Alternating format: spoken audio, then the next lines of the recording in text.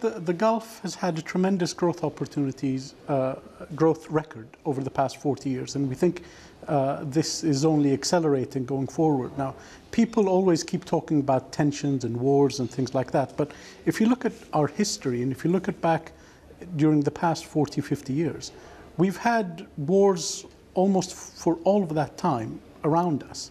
Thankfully, not in the GCC, but managing risk is something we've done well. From the Iran-Iraq war to the Iraqi invasion to the more recent conflicts. And so we've managed risk and we've achieved a tremendous rate of success and growth during this time. And I think even now, with the latest economic changes and all the reforms going on, there are tremendous opportunities going forward.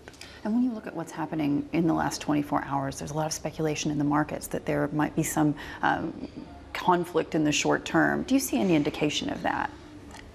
I like to look at the bigger picture. This is, to me, a blip in the road. The Gulf, and in this case, the United States, have long had issues with Iran trying to meddle in other parts of the region. We want to be good neighbors. We want to grow.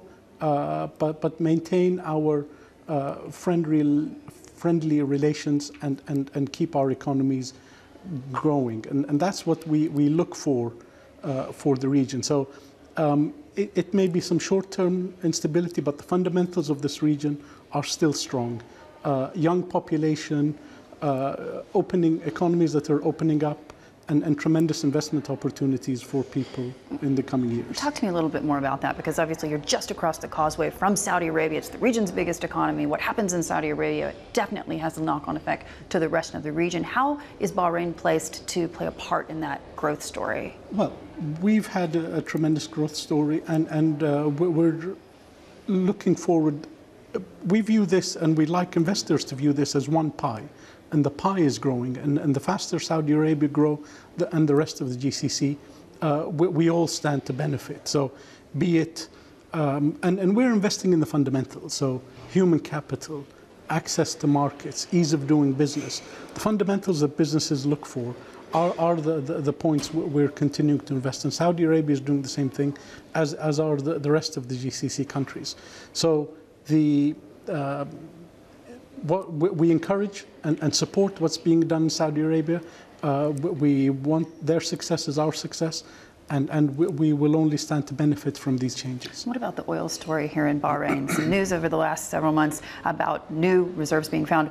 How's that going to change the economic situation here?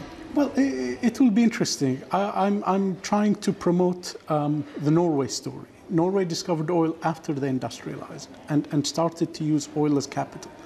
And I think that's where we need to start to look for. We've invested in the basic infrastructure, that's done, but so it is more using oil as capital, not cash flow, and reaching to a point where recurrent revenue match recurrent expenditure in the government. So it is that it will take time to get there. I'm not saying it will be done easily, but I think the oil gives us an opportunity to be able to invest and grow the region better. We no longer need it to provide services. Most of the services either pay for themselves or on the way to pay for themselves. So it's getting the mindset to use oil as capital and not cash flow.